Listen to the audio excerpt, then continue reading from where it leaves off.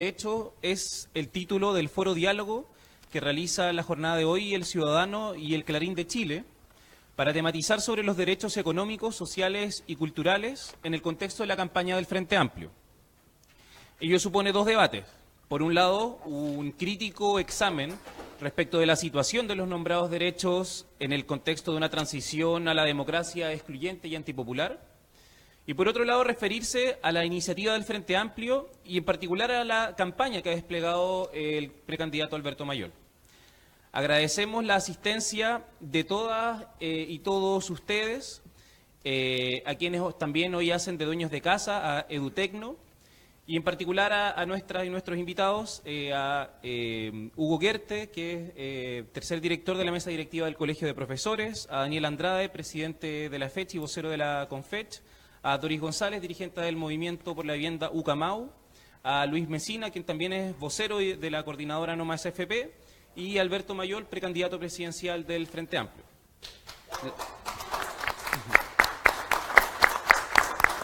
Le recordamos a los y las asistentes que nos pueden ver a través también de la transmisión que se realizará a través de la página de Facebook del Ciudadano, que es facebook.com/periódico El Ciudadano. Y les contamos que el debate se organizará del siguiente modo. Cada expositor o expositora tendrá 6 minutos para desplegar su visión sobre los tópicos que abordaremos en 3 intervenciones. La primera intervención tiene que ver con un diagnóstico, con un balance, y el título es Movilizaciones en educación, vivienda y trabajo. ¿Por qué hoy se desafía al establishment? ¿Avanzan en la dirección correcta las reformas del gobierno? Eso es como primer punto. Luego, el segundo tema será cómo se observa la mercantilización desde sus respectivos frentes y cómo construir un nuevo sujeto o una nueva situación de derechos. Y finalmente, unas palabras al cierre, qué hacer y cuáles son sus propuestas.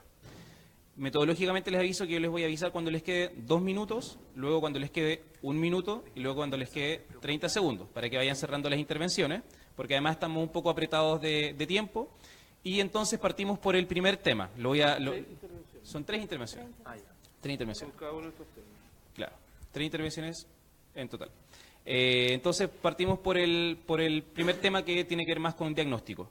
Movilizaciones en educación, vivienda y trabajo. ¿Por qué hoy se desafía al establishment y avanzan en la dirección correcta las reformas del gobierno? Y partimos por Hugo Guerte.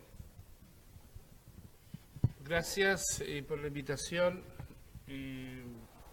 Traigo el saludo, obviamente, de todo el directorio del Colegio de Profesores. ¿Tengo que tomar? ¿Sí?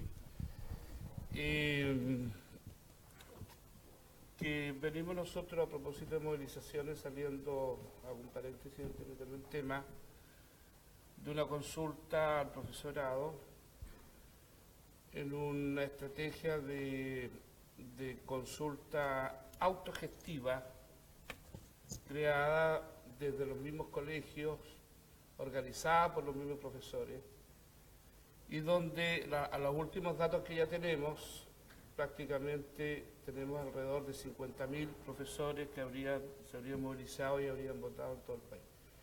Nosotros estamos muy contentos por eso, y la cifra nos está indicando que hay un rechazo al proyecto de ley de nueva educación pública que hay en el Parlamento, de cerca del 80%.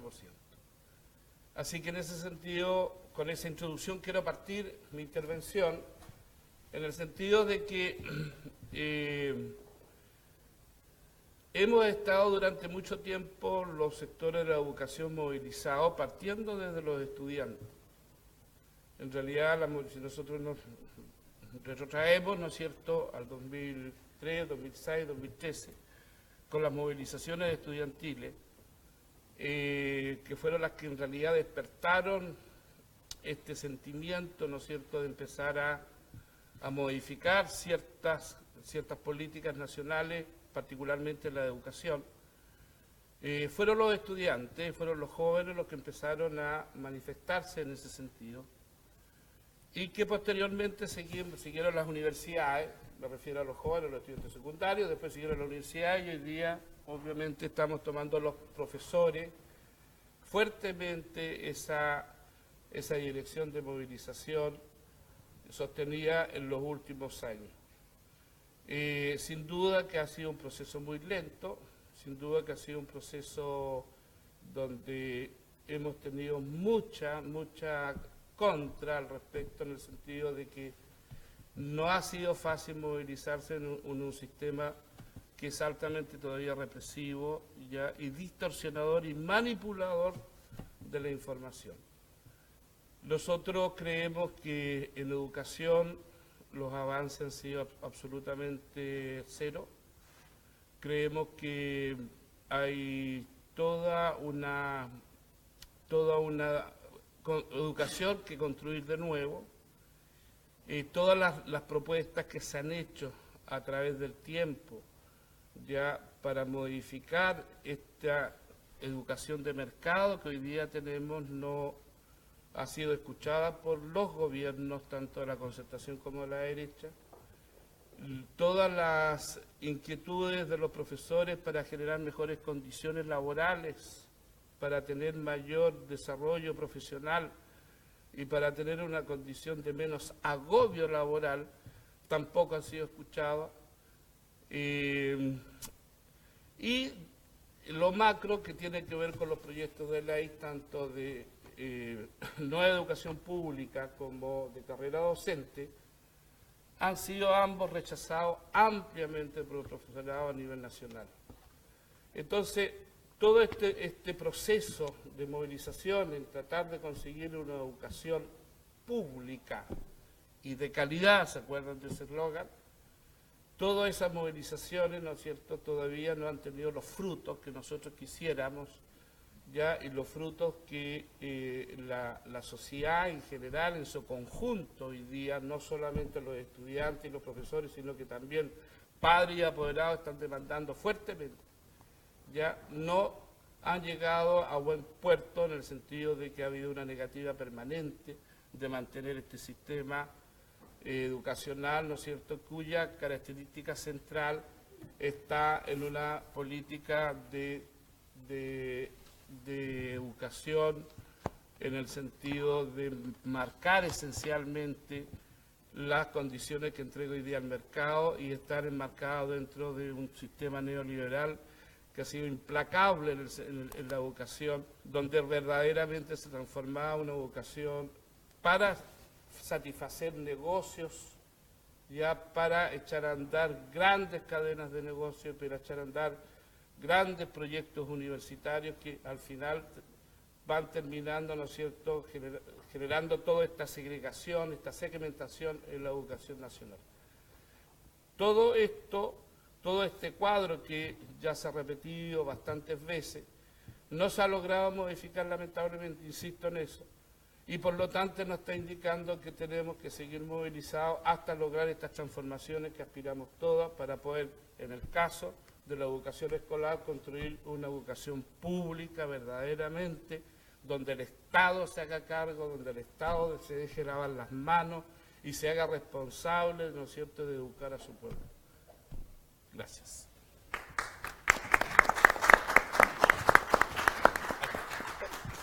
Muchas gracias, Hugo, por tu intervención. Gracias por respetar el tiempo también. Daniel.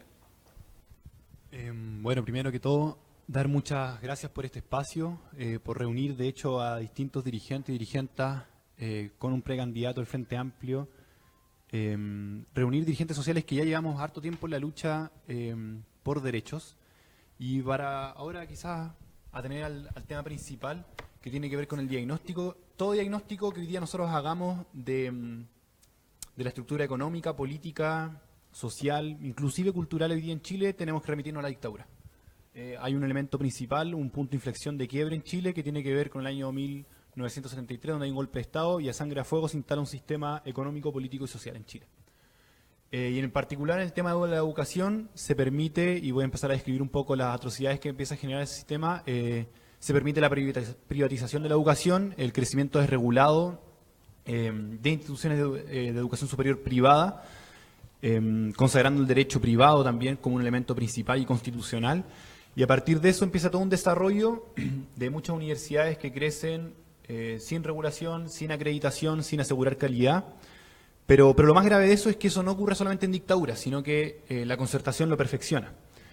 Y lo perfecciona a tal punto que yo creo que, voy a remitirme quizá a algún punto principal, hay muchos más, pero crea un sistema, una herramienta que yo la encuentro bien perversa, que es el CAE, que siempre se ha criticado el CAE porque es el tema del endeudamiento, pero el CAE tiene otra esfera económica y estructural que se ha desarrollado, que el CAE en términos concretos lo que generó es el Estado abrió la posibilidad de hacer un incentivo al crecimiento del mercado privado en la educación superior, pero ese incentivo no lo hizo el Estado, porque por ejemplo cuando el Estado, no sé, quiere desarrollar la industria textil, hace un incentivo y mejora la maquinaria de las empresas textiles para que mejore eso, hace un fondo semilla, etcétera, un sinfín de cosas.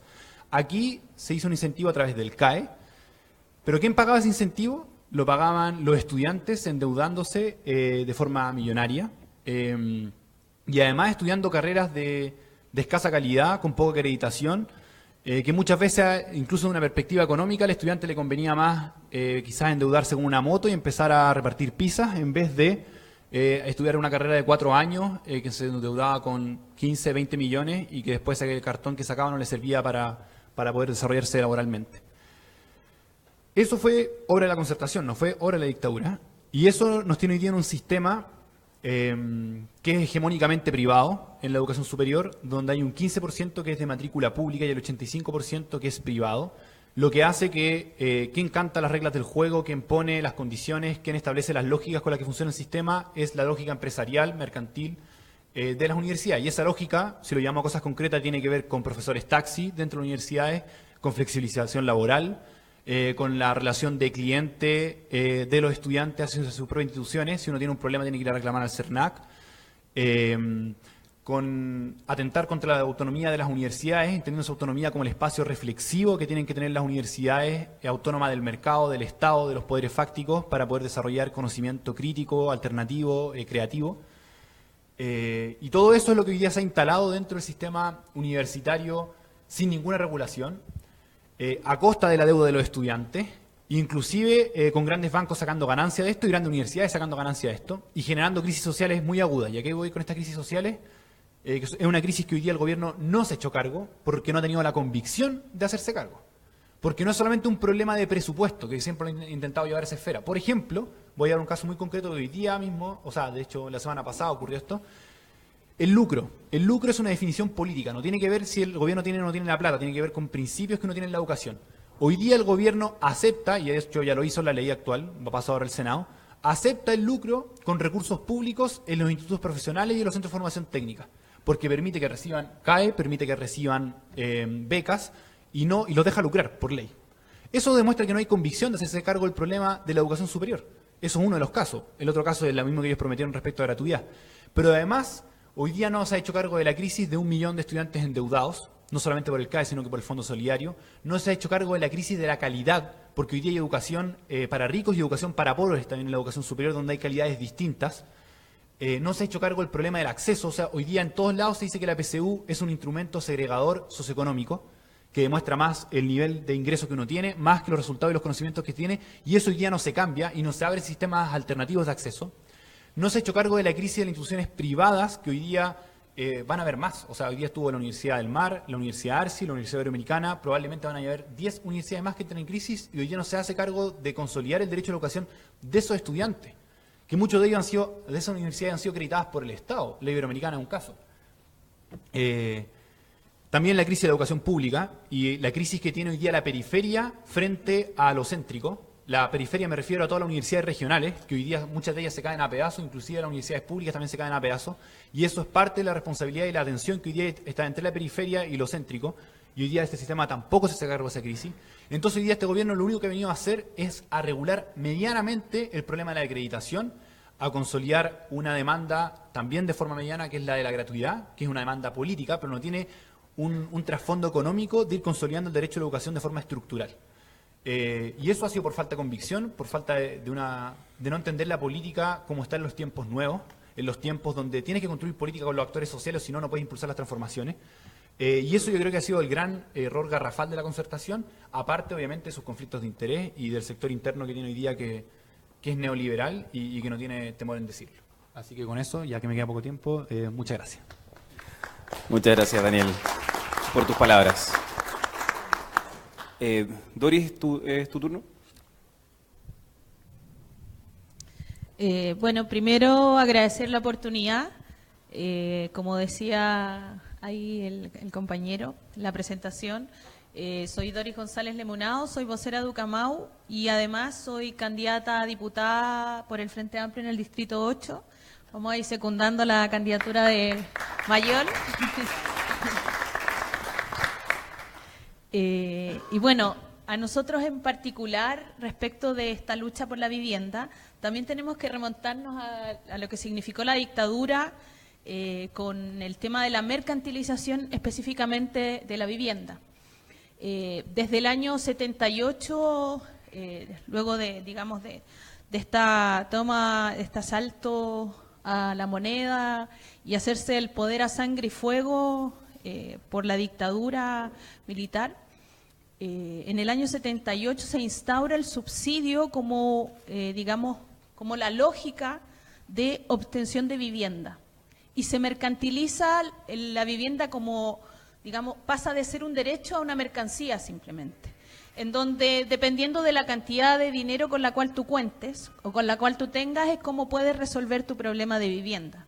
Para las familias más vulnerables solo el subsidio y para aquella clase acomodada puede resolverla de manera inmediata con su chequera, o con su dinero. Se abren, el suelo pasa a ser también una mercancía, lo cual no permite que las familias más pobres queden en el centro de la ciudad. Se lleva adelante una política de homogeneización respecto de las poblaciones, se sacan a todos los machucas, por decirlo así, a todos los campamentos y a todas las familias pobres de la zona oriente de la ciudad y se llevan a construir estas nuevas poblaciones que hoy día son bolsones de pobreza, donde aún no existen los servicios ni, la infraestructura suficiente para el desarrollo, algunos sectores de la zona sur de Santiago, y esa fue una política a nivel nacional. Se mantiene hasta el día de hoy.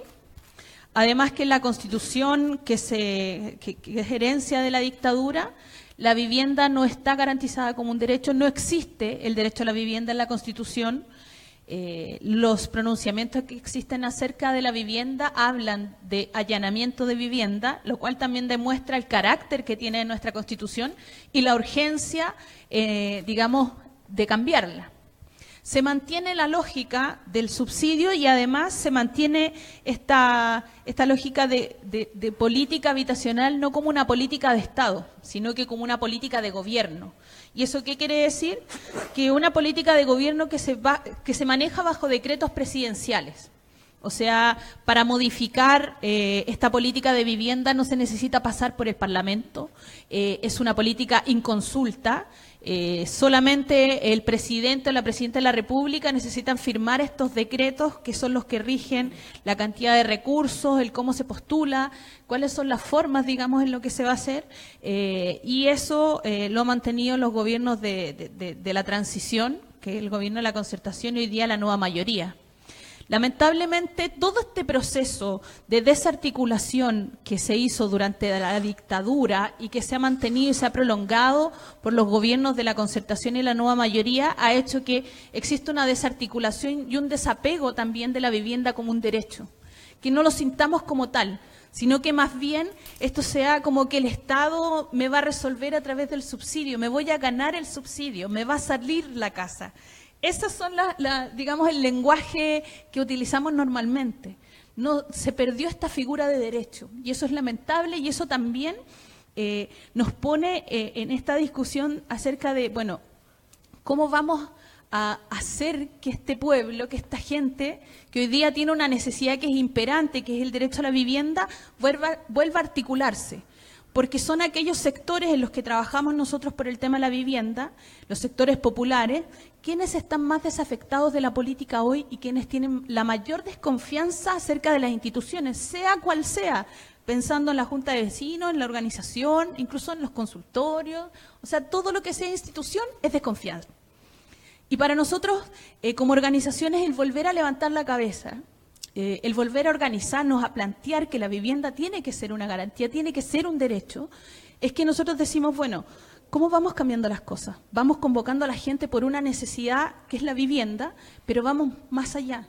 O sea, nuestra lucha no toca techo con la vivienda, sino que tiene que ver con transformaciones, con la transformación de la Constitución, con la participación política activa de estas personas que, digamos, durante este proceso de desarticulación social de nuestro país fue muy violentado, pero que hoy, y que es lo que decía un poco, lo que decían los compañeros, es que vuelve a levantar la cabeza, se vuelve a ser un actor político importante y relevante a partir de las luchas que se dieron en el 2006, 2007, 2008, de los trabajadores, que lamentablemente se vio truncado, esta alza de los trabajadores que no venían con una sindicalización normal, digamos, sino que era otro tipo de sindicalización, y que ahí lamentablemente el gobierno de la Concertación en aquella época muestra su peor cara asesinando a un trabajador.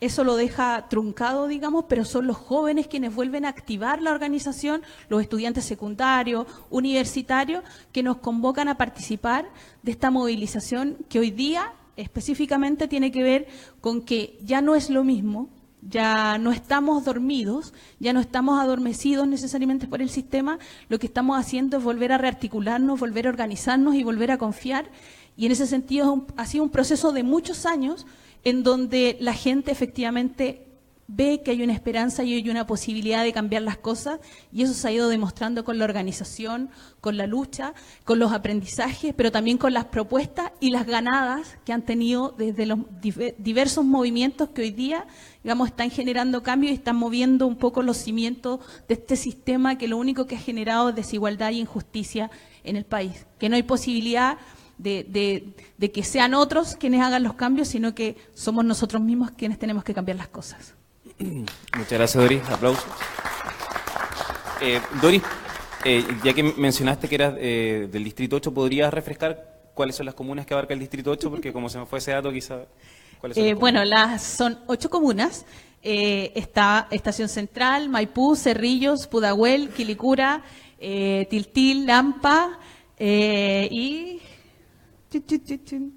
Colina. Perfecto. Muchas gracias, Doris. Disculpa por no mencionar lo de la precandidatura. Luis, es tu turno. Luis Mesina, vocero de No Más FP. Sí, muchas gracias por la invitación. Bueno, no cabe duda que estamos viviendo un Estado que conculca derechos, ¿no? Eso no cabe duda. En el fondo, para decirlo más simple, estamos viviendo un Estado de derecha durante todo este último periodo. Y eso exige de parte de los movimientos sociales pasar del diagnóstico, que yo diría es muy certero, porque se construye sobre la base de resultados concretos, materiales, indiscutibles. El tema de la educación es brutal. El tema de la educación es central porque reproduce la forma de dominación y de estratificación de la sociedad. El tema de la educación no solamente intentar abordarlo desde el punto de vista de los atributos, de las consecuencias, de lo que observamos. Hay que ir al fondo del tema de la educación.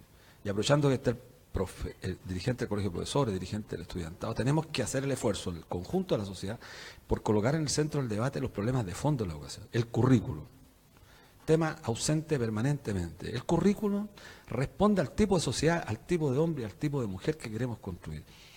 Y una vez que se define esa pregunta respecto al currículum, todos los organismos, todas las instituciones del Estado con su dispositivo construyen los contenidos, construyen los procesos de selección, de clasificación, de distribución del conocimiento y finalmente de evaluación. Ese es el problema dramático del currículum. Es lo fundamental en la educación. Lo demás son atributos. El currículum es lo que está en disputa. A principios del siglo XX nos ganaron la pelea a la oligarquía cuando estableció un determinado tipo de currículum.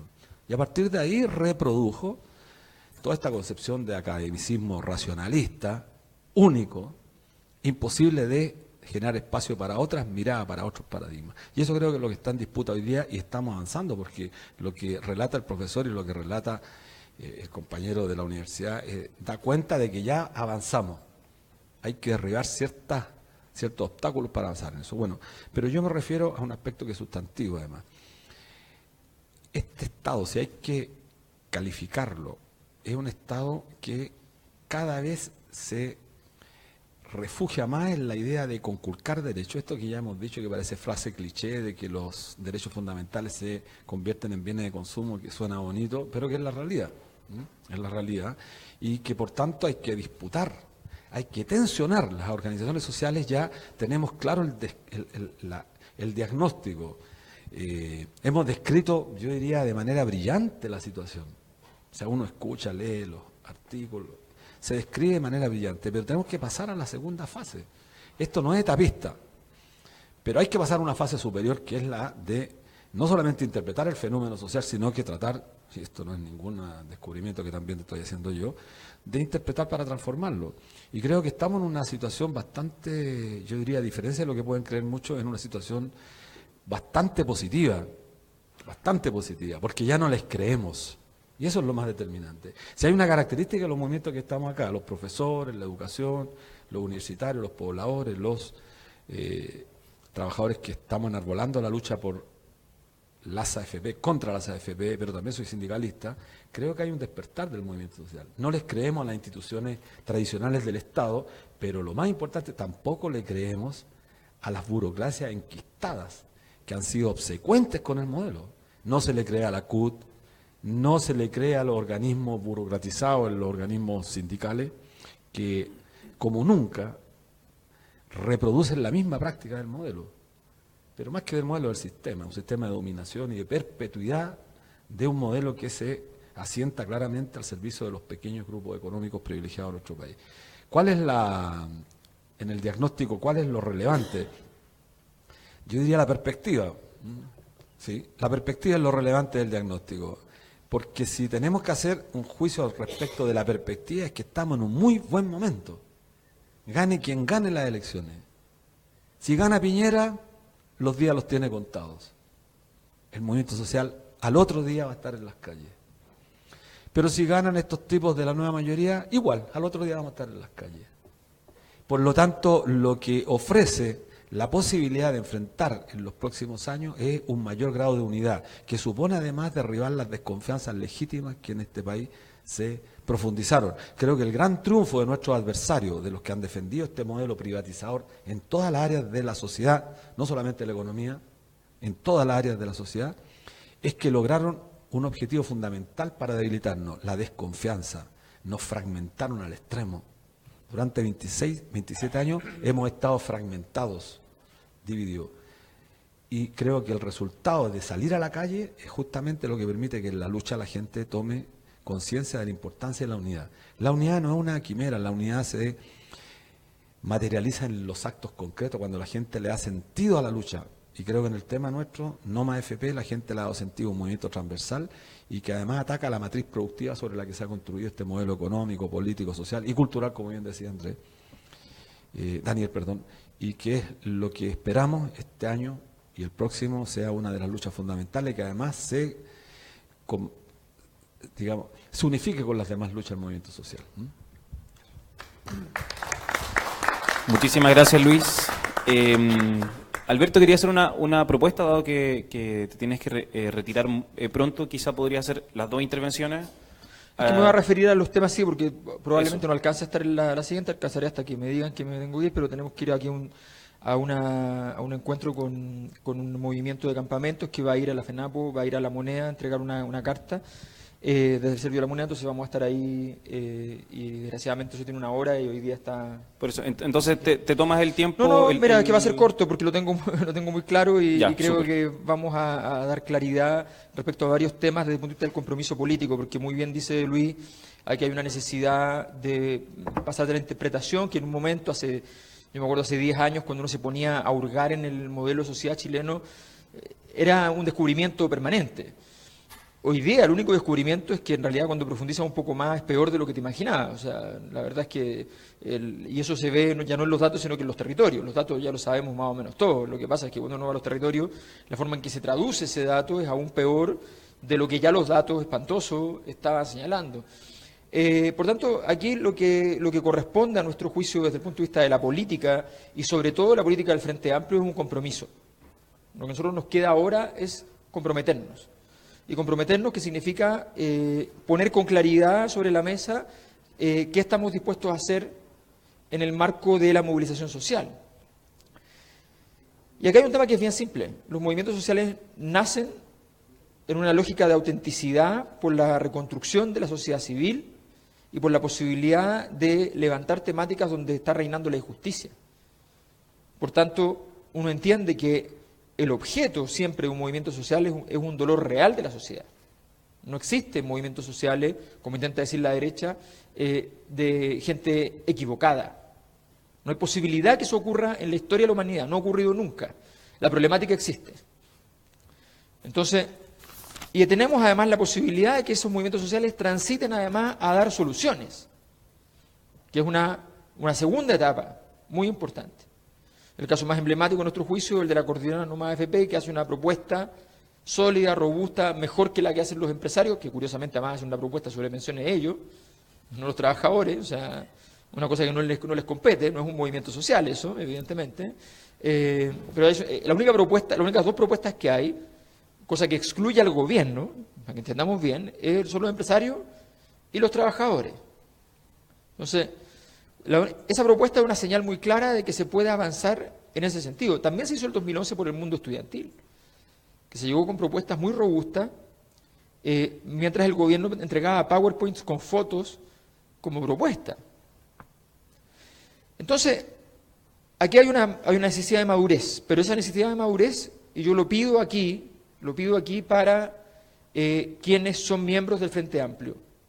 Y lo pido con toda claridad también para quienes son nuestros diputados en el Frente Amplio hoy, y mañana tendremos muchos más, pero hoy día no son muchos. El gobierno plantea reformas de distinto tipo. Y muchas veces, por un presunto avance de 3%, con algunos retrocesos, que puede ser también de 3 o de 5, ¿ya?, se empieza a ceder, se empieza a aceptar.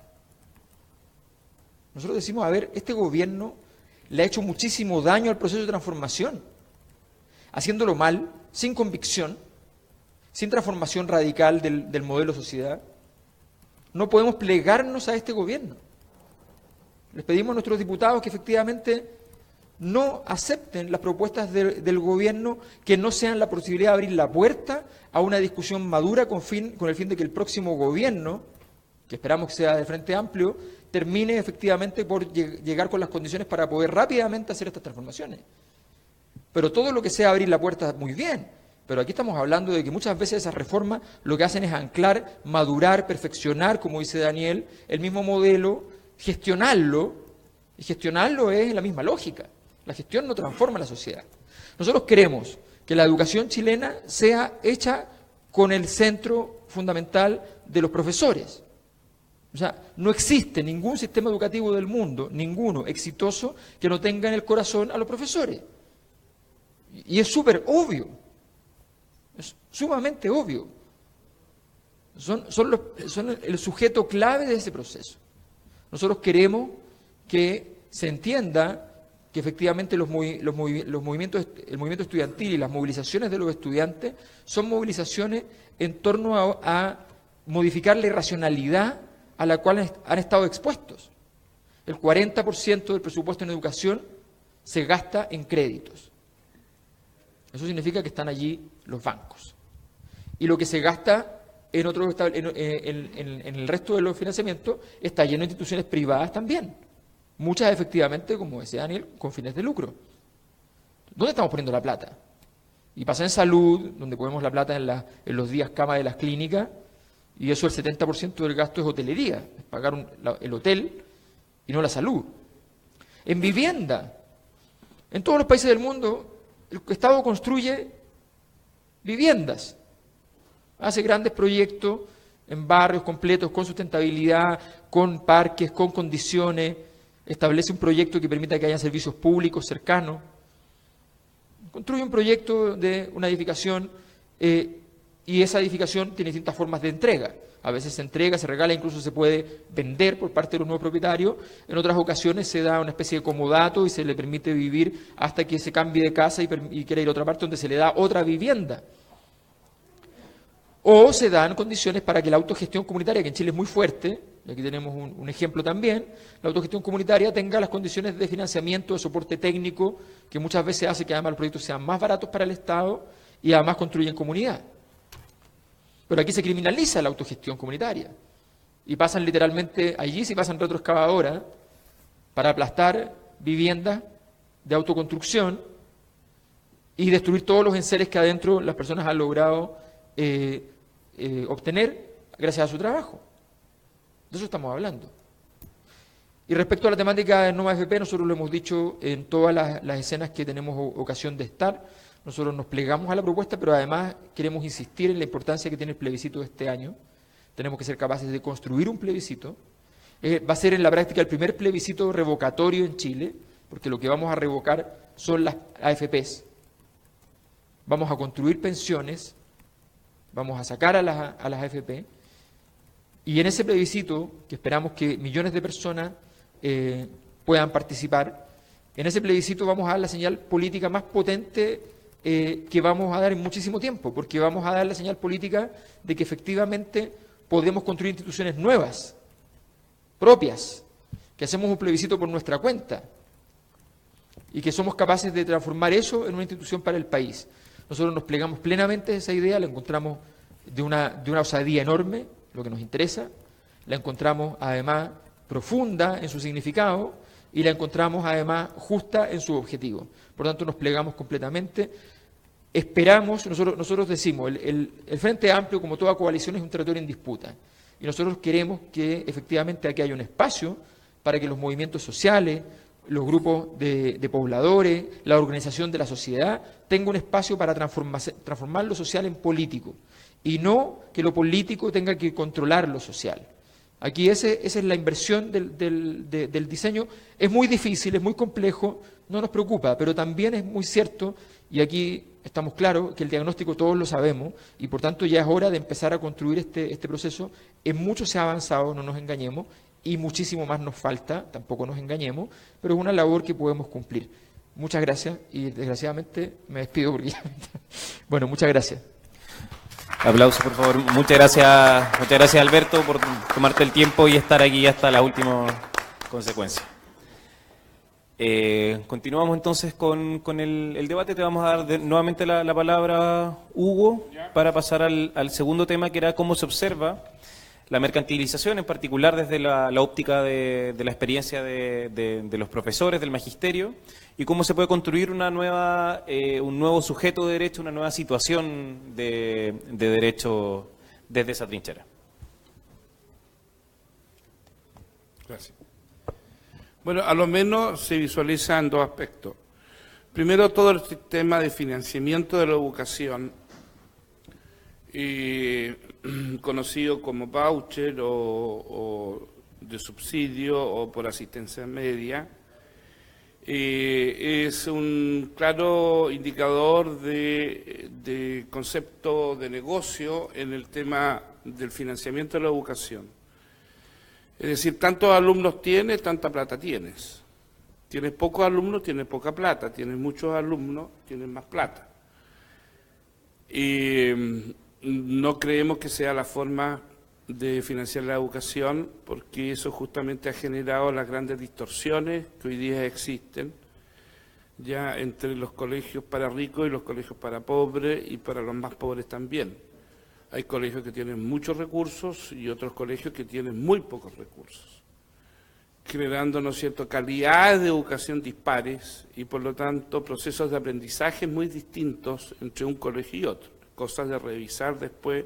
El otro aspecto que está en la educación, que son los aspectos de la estandarización, donde van midiendo a través de criterios economicistas, del management, ya con indicadores, dónde están los buenos y los malos colegios. Es decir, el famoso CIMSE y la PSU. Se acabó esto. el famoso CIMSE y la PCU dan cuenta de ello en el sentido de que cuando tienes un buen CIMSE son aquellos colegios que tienen buena asistencia media y por lo tanto son los colegios que tienen más recursos. Entonces, tienes buen CIMSE, tienes más recursos, tienes más posibilidad de captar matrícula el año siguiente y así se va perpetuando, ¿no es cierto?, un sistema absolutamente segmentado ya y que va generando tipos de enseñanza y ciudadanos de primera, segunda, tercera y cuarta categoría en este país. Eso está pensado de esa manera, está pensado así. Está hecho no tan arbitrariamente, sino que tiene su lógica dentro de la lógica del mercado por este concepto segundo, que es el concepto de la competencia, que está fuertemente instalado también en la educación. Una competencia feroz que se ha desarrollado en los colegios públicos, entre colegios públicos, entre públicos y privados, entre públicos y, ¿cómo se llama?, subvencionados, y entre todo entonces se hace una disputa por el mercado, que son los estudiantes, ¿ya? Entonces tienes que salir al medio a ofrecer el producto de la mejor manera. Entonces hay colegios que regalan cosas, que bajan la matrícula, que regalan buzos. Yo trabajaba el año pasado en un colegio que para nosotros captar matrícula le regalábamos el uniforme a los estudiantes, pero el colegio de al lado, que tenía más lucas, entonces le regaló el uniforme y el buzo, y nos jodieron igual. Bueno, ese tipo de situaciones que en realidad nos parece una feria, es lo que sea hoy día en la educación. Eso es lo que hoy día está vigente, ¿ya? Y es una competencia feroz, y con el indicador además que te va diciendo, a los profesores le va diciendo, oye, ustedes también tienen que competir entre sí, porque si no, acá el que se queda dormido va a perder y va a perder matrícula y después te vas, porque no tienes matrícula en el colegio, entonces la planta tiene que achicarse porque los colegios funcionan financieramente por la cantidad de recursos que te llegan. Bueno, así opera el sistema público hoy día. A través de este sistema de financiamiento, ya que nosotros lo hemos combatido totalmente, lo hemos denunciado incluso hasta en el extranjero, ya por la forma brutal como está desarrollándose en el país. Y a continuación de eso también tenemos el hecho de que los sostenedores van agudizando más esta situación para obtener ellos mayores utilidades en sus colegios, porque los sostenedores, en los colegios particulares subvencionados, los sostenedores tienen grandes utilidades por tener grandes cantidades de matrículas. Entonces ellos van generando mayor presión sobre el profesorado, ya para que obviamente las matrículas se mantengan y la cantidad de alumnos se mantengan en los colegios, para poder obtener mayores utilidades.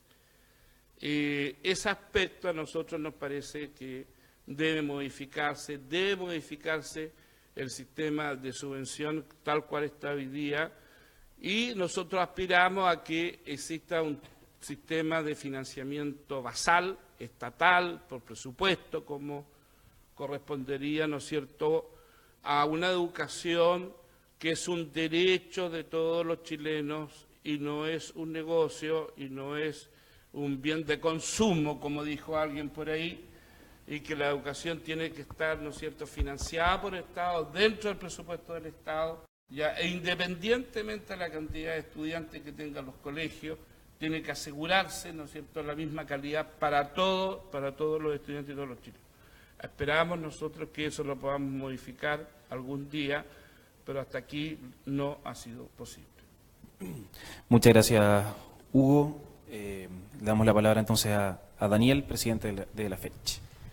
Sí, mira, Lo primero tiene que ver con el tema de la mercantilización. Yo creo que en el diagnóstico que planteé en la exposición previa, di a grandes rasgos el diagnóstico de cómo hoy día está la educación superior en Chile y cómo se manifiesta esa mercantilización en las instituciones de educación superior. Entonces quizás quisiera entrar en la pregunta que también plantea respecto al sujeto. ¿Y dónde está ese sujeto que hoy día podría entrar en cuestión? Yo creo que en este caso el sujeto estudiantil que se manifiesta tiene dos vertientes a mismo ver para ver cómo logra potenciar, porque aquí se ha planteado, bueno, los estudiantes son los que abren la puerta a la posibilidad de un nuevo ciclo político social en Chile, donde hay más movimientos sociales, se más visibles, tienen agenda mediática, política. Yo creo que la composición del sujeto estudiantil en particular, una tiene que ver con una cuestión histórica, en Chile en particular, que los estudiantes en Chile han estado vinculados a los conflictos sociales desde su inicio, desde el año 1906 que se funda la primera Federación de Estudiantes en Chile, que fue la FECH. Y siempre cuando, de hecho, las federaciones de estudiantes han tomado relevancia nacional, han sido cuando logran hacer síntesis de demandas y clamores populares. Esos han sido los momentos en que los estudiantes han jugado un rol clave en la política nacional y logran proyectar una inquietud que ningún otro sector político se atreve a levantar. Eso ocurrió, por ejemplo, en la lucha contra la dictadura, eso ocurrió contra la ley maldita, eso ocurrió el 2011 también, levantando un sentir que estaba más transversal. Pero también hay una componente secundaria que tiene que ver con una cuestión estructural, económica, y que yo creo que, no soy el primero en decirlo, de hecho Mulián lo dijo ya hace mucho tiempo, que tiene que ver con la deuda, y tiene que ver con una componente particular del neoliberalismo. Que el neoliberalismo, a pesar del capitalismo como lo conocíamos antes, abre un desarrollo que tiene que ver con el endeudamiento de las clases trabajadoras, y eso genera una condición económica muy particular, de dominación, de explotación económica más allá del trabajo, y en el caso de los estudiantes es como una dominación previa a entrar al mundo del trabajo, incluso, que es cuando nosotros adquirimos la deuda. Y yo creo que estructuralmente ahí hay un sujeto hoy día en Chile que se está desenvolviendo, que en parte tiene que ver con el NOMA FP, en parte tiene que ver con el tema de la vivienda, porque para hoy día acceder a la vivienda también te endeudas, pero también te endeudas para consumir. Y ahí es donde yo creo que, si bien hoy día hay un sujeto estructural que tiene que ver con la deuda, en la disputa cultural hoy día estamos muy al debe. Y la disputa cultural es donde nos ha costado mucho avanzar a la fuerza transformadora o de izquierda, en cómo se instala una cultura diferente, porque también la gente hoy día no solamente se endeuda por derechos, sino que también se endeuda por el retail, por ir a comer a un restaurante, por un sinfín de otros elementos que son instalados como éxito dentro del neoliberalismo. Y yo creo que ahí es donde está esa disputa cultural entre esta pugna directa que estamos dando contra un sector que cree que los derechos y que la vida misma es mercantil en toda su esfera, y los que estamos luchando por restituir derechos fundamentales. Y esa restitución de derechos fundamentales, hoy día yo creo que ese sujeto ya no está cuajado todavía en lo que es, en un marco identitario que le permita avanzar. Hace unos años, no sé, por los años 50, había el marxismo más ortodoxo, estaba muy instalado en Chile, entonces estaba como el tema de los trabajadores muy, muy claro, y una cuestión identitaria del obrero. Hoy día hay que constituir esa identidad nuevamente. Si uno ve los ejemplos latinoamericanos de procesos de constitución de sujetos, hay un carácter histórico, pero también hay un elemento de impugnación política, que es muy importante. Que es lo que ha logrado, los movimientos sociales lo que han logrado hacer es instalar impugnación política frente a temáticas que hoy día se decían que no se podían tocar. En el caso de los estudiantes fue la gratuidad, en el caso de NOMA FP fue cuestionar la FP y decir que no queremos nada de esto. Y esa impugnación política te permite también hacerte consciente políticamente de lo que uno está demandando y cómo se da esa lucha política, que no es solamente una lucha social. Y ahí obviamente muchas veces tenemos un techo de los movimientos sociales, porque no logramos digerir toda la política, porque no somos organizaciones políticas, somos organizaciones sociales. Pero yo creo que va por ahí un poco la composición de este sujeto en particular. Y si uno ve, por ejemplo, los casos latinoamericanos, por ejemplo, Bolivia agarra un elemento histórico que también es importante, que tiene que ver con la identidad indígena, que era mucho más fuerte que la obrera, que la del trabajador, sino que le permitía construir una cuestión comunitaria en torno a los derechos que era más potente. Hay que ver, y yo creo que ahí está la discusión que en Chile todavía no hemos logrado dar en el clavo, dónde está ese sujeto, dónde está ese elemento identitario que aglutina estructuralmente a los endeudados, a los afectados, a los padecedores del neoliberalismo, pero que nos permita tener una propuesta, un aparataje cultural que permita pensar, vivir de otra forma, no solamente en los paradigmas neoliberales, sino que vivir de otra forma, y ahí yo creo que está el desafío como incluso anticapitalista, si que uno quiere plantearse en un desarrollo más profundo. Y el movimiento estudiantil está dentro de eso. O sea, dentro de ese marco es donde tiene esa hibridez para poder ir manejándose hoy día. Entonces, más que nada con eso, quería plantear mi reflexión en torno al sujeto y la posibilidad que hoy día tenemos de constituirlo. Creo que, por ejemplo, ahora este sujeto endeudado está emergiendo políticamente a través de una generación que sería el Frente Amplio, pero creo que al Frente Amplio, por ejemplo, le falta harto de cultura. Hoy día los movimientos sociales sí estamos cantando el ritmo de la política en muchos casos. Si uno ve, por ejemplo, las preguntas que le hacen a todos los candidatos presidenciales, muchas de las temáticas son las que han instalado los movimientos sociales. Pero falta más en esa creatividad, en esa audacia, en esa proyección, que es lo que nosotros no hemos logrado desarrollar. Muchas gracias. Muchísimas gracias, Daniel. Buena respuesta. Doris González, vuestro turno. Bueno, sobre el tema de la mercantilización es bien marcado, sobre todo siendo hijos de un neoliberalismo brutal, perverso y salvaje que se ha instalado en nuestro país.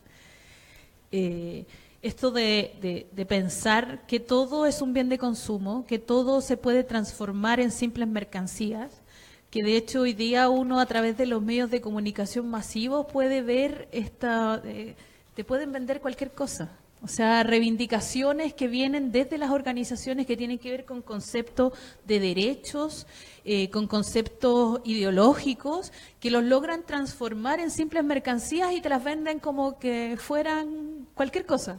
Poleras, de hecho, aparatos tecnológicos como celulares. Entonces, claramente hay una mercantilización y además hay una adaptación incluso de nosotros como ciudadanos o como pueblo, en creer que eso es una lógica normal. Y lamentablemente eso es el reflejo de lo que ha logrado penetrar esta ideología dominante sobre nosotros.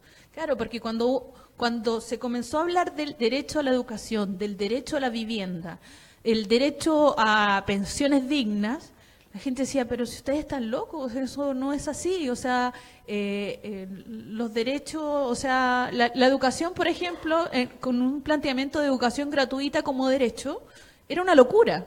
O sea, hace 10 años atrás tú planteabas eso y era impensable.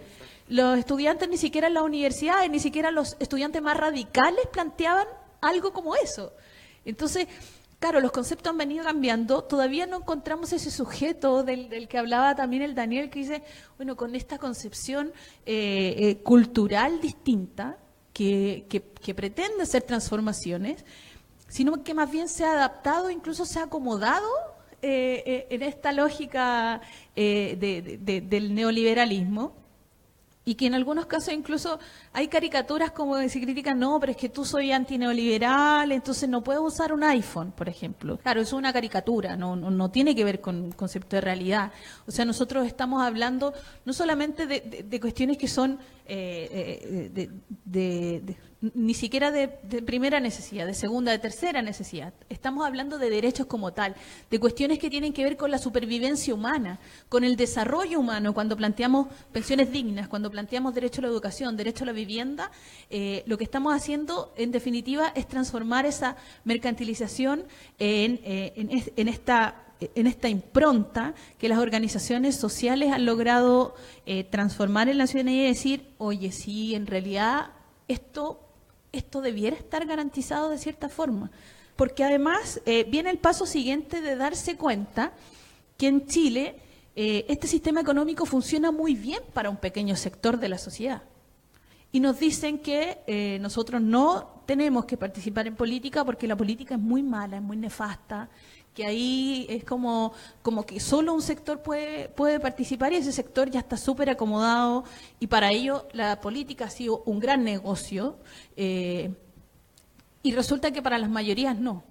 Entonces, el ir transformando el lenguaje neoliberal en nuestros barrios, en nuestras poblaciones, en nuestros centros educacionales, en el sindicato, en el lugar de trabajo, es una necesidad hoy. O sea, nosotros no estamos diciendo tampoco, porque particularmente para nosotros con el tema de vivienda hay un lenguaje que es como que quieren que todo se lo regalen, quieren todo gratis. No, al contrario.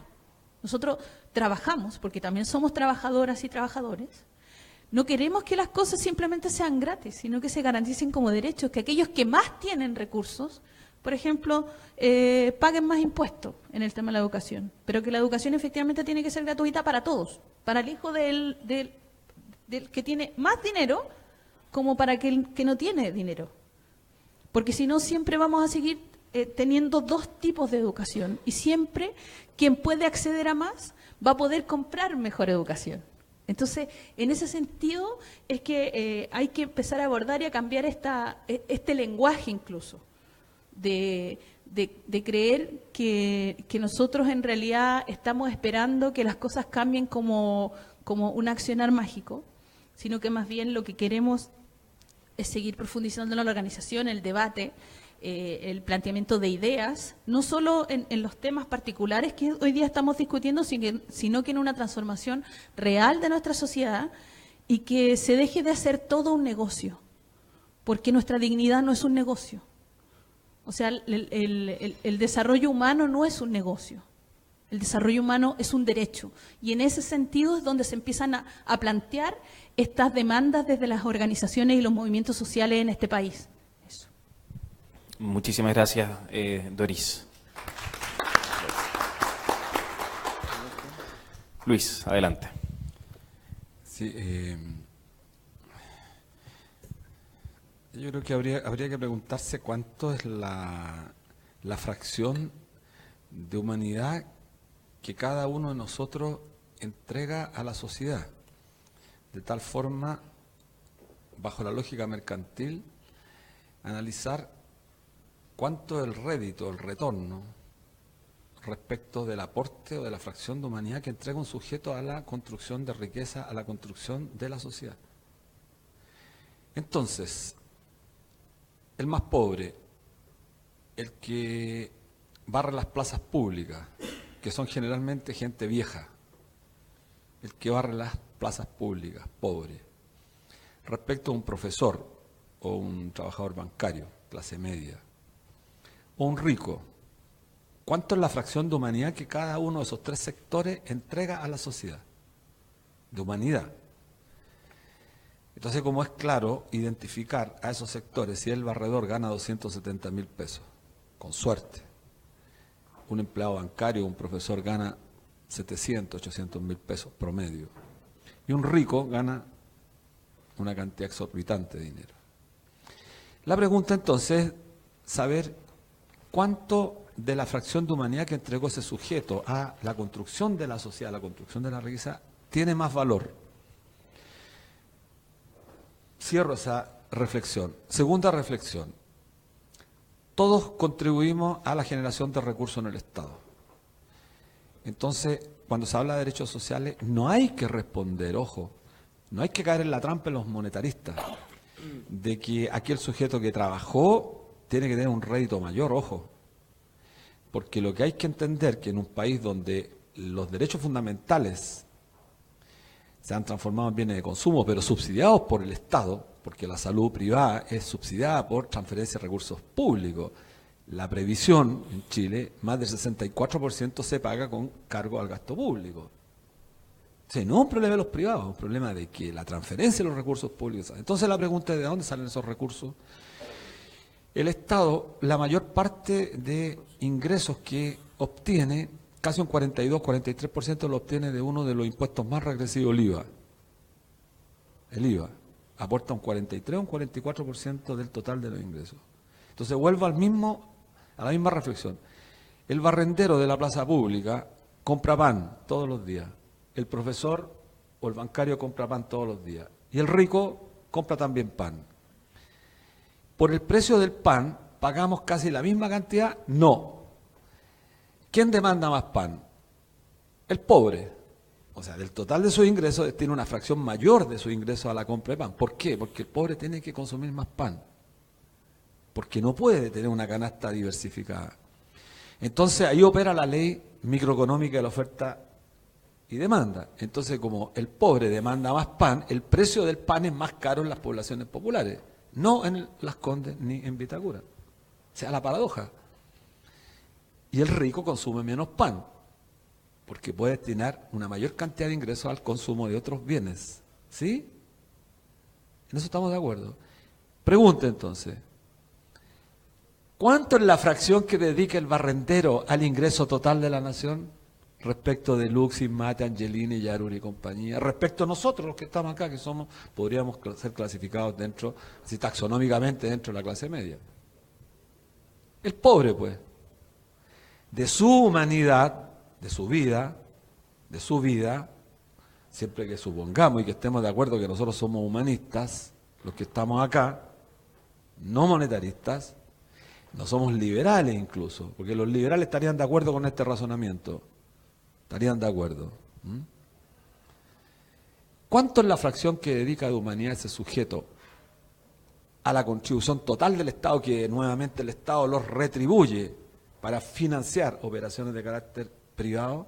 Es mucho mayor. Entonces nosotros decimos, al final, en el caso mío, aquí me ubico desde la dimensión de la seguridad social, la pensión.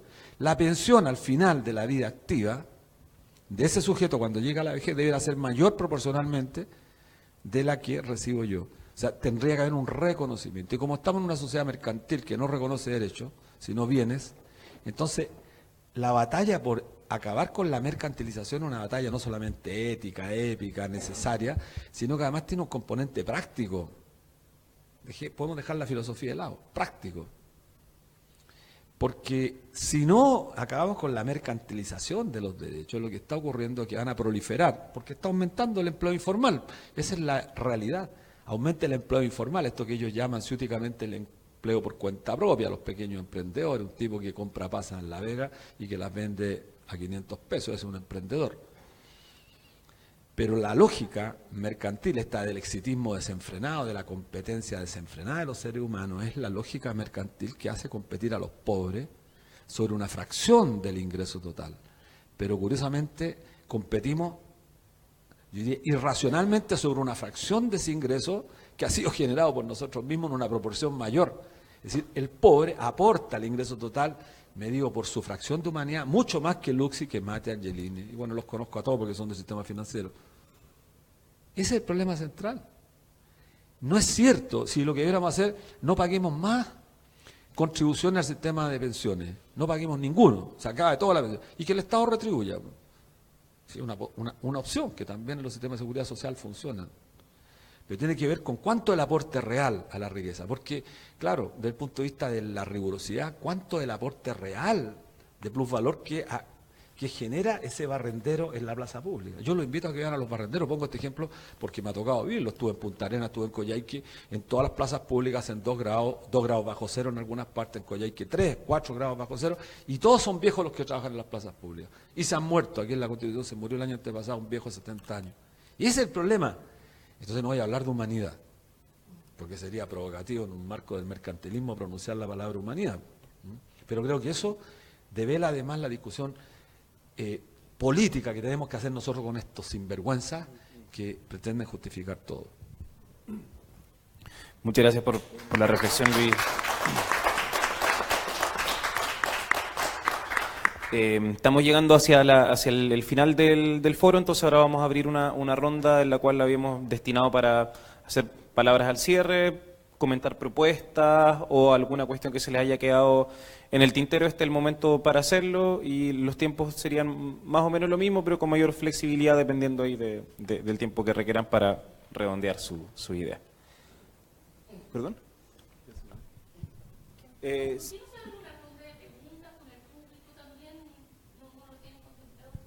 No estaba contemplado, pero si tienes alguna pregunta podríamos tomar ahora preguntas y aguantamos entonces la ronda de cierre a que suceda eso.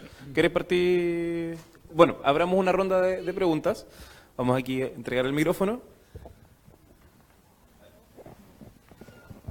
Sí, una pregunta muy concreta. Algo lo dijo Daniel. Dentro de un poquito más de una semana hay unas primarias de Frente Amplio. Hay un sujeto político que es de Frente Amplio que ha rompido en la escena. Entonces la pregunta que yo tengo es, ¿cómo ustedes ven este sujeto político?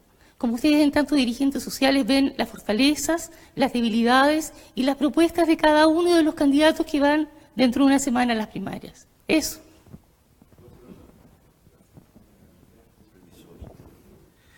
Yo Yo quisiera complementar la pregunta porque va a ser más o menos, pero más bien cómo ven ustedes, de acuerdo a las exposiciones que han hecho sobre la lucha de los movimientos sociales, y cuánto resta o debilita la coyuntura electoral y lo que empieza a ocurrir con la coyuntura electoral desde el punto de vista de los medios de comunicación que ya eran esquivos para presentar mínimamente lo que son las luchas sociales reales, cuánto debilita, cuánto potencia a su respectiva lucha lo electoral y cómo se vincula o si no se vincula, porque yo creo que cuando estamos ante un momento de crisis institucional tan grande, las coyunturas electorales son casi como una ola que va y que viene, y que obviamente ayudan, pero que tienen limitaciones. ¿Cómo ven esa vinculación y cómo se logra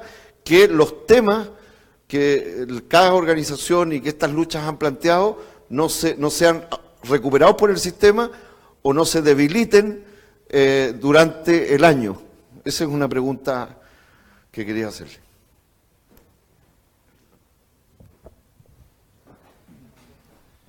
Ya, sí. ¿Hay más preguntas? Sí, podemos hacer una siguiente ronda para en la siguiente tomar esas dos preguntas y responderlas. ¿Tienen ustedes tan apretados de tiempo? ¿Sí? Ya, entonces hagámosla de inmediato mejor para que podamos en favor del tiempo de los invitados. Hola, yo soy una apoderada que está con los chicos secundarios, que tuve a mis hijos en el liceo de aplicación. He estado en las tomas desde el 2011 con los chicos hasta este año. Hoy día en Chile a los secundarios se tortura. Tengo imágenes de ayer. Yo te pregunto a ti, Daniel, ¿qué se está haciendo como dirigente, ustedes, que son universitarios, para visibilizar la tortura que hoy en día hay para los secundarios? Tortura psicológica, tortura también sexual y tortura, por supuesto, física. Yo te pregunto a ti, ¿qué hacen como dirigentes ustedes para visibilizar y apoyar? Porque ayer hasta un caballero de 71 años, que eres auxiliar del liceo de aplicación, se lo llevaron detenido adentro del liceo. Chicos de talleres de matemática que no tienen nada que ver, que van a un taller, también se los llevaron detenidos, golpeados todos. Tú podías ir a la 48 y veías lleno de pacos de fuerzas especiales, porque yo les digo paco porque les perdí el respeto, porque yo también he caído. De hecho, yo estoy en un problema con un carabinero en la justicia, digamos. ¿Qué se hace para visibilizar esto? Porque ya es el colmo. ¿Cómo están agrediendo a los secundarios?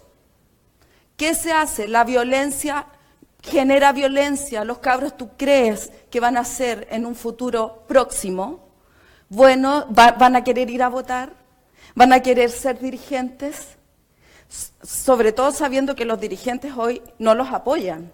Porque esto se ve en las calles, pero después se nos olvida cuando llegamos calentitos a la casa. A todos los estudiantes, no solamente los emblemáticos, se les está torturando fuertemente, psicológicamente, sexualmente y físicamente. ¿Qué hacen ustedes como dirigentes? Sobre todo a ti, Daniel, te lo pregunto, que eres de la FEST. Muchas gracias.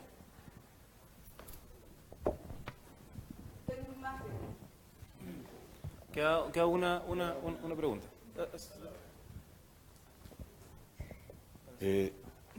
Digamos, me llama la atención el que cuando se habla del estado calamitoso, digamos, de las cosas en Chile, se acuse particularmente al Estado como un Estado que se ha reducido en su mercantilismo por efecto de la gran transformación que produce la dictadura militar. Una de las características de esta transformación o minimización o jibarización, podríamos decir, del Estado de Chile, que ejecuta la tiranía militar y que perfecciona luego los gobiernos de la mal llamada transición a la democracia, que no transitó nunca a ninguna parte, tienen que ver con algo mucho más grave que no se ha mencionado, que no es el puro mercantilismo del Estado tal como funciona actualmente, sino que es la corrupción descarada, el hecho de que el Estado, digamos, está completamente penetrado por un juego corrupto. Todo aquello que quedó en pie del Estado después de la destrucción por parte del régimen militar y de los Chicago Boys, a saber, Codelco, por ejemplo, o la ENAP, o sea, las que son todavía empresas del Estado, son territorios territorios abandonados de ejercicio de la corrupción y del fraude y del asalto más descarado. Y esas acciones, sin embargo, no han sido objeto de denuncia, desde luego por la clase política chilena, o la casta política, mejor habría que llamarla así, la casta política chilena, y obviamente con razón, por cierto, ¿saben por qué? ¿Por qué no ha sido denunciada? Porque están precisamente comprometidos en el mismo sistema de corrupción.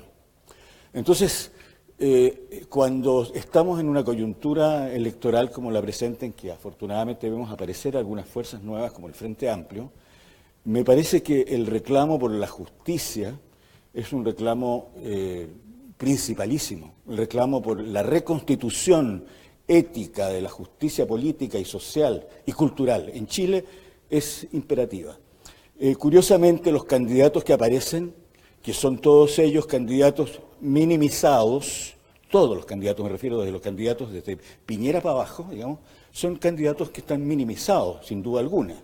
Tan minimizados están que, según las encuestas, que algo dirán, a pesar de que están tan desacreditadas las encuestas, digamos, marcan Compañero, menos... ¿podríamos llegar a la pregunta? Porque marcan menos, se tienen que ir, marcan menos que todos nos tenemos que ir, así un momentito.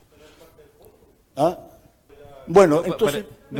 para llegar a la pregunta, compañero... Hay censura.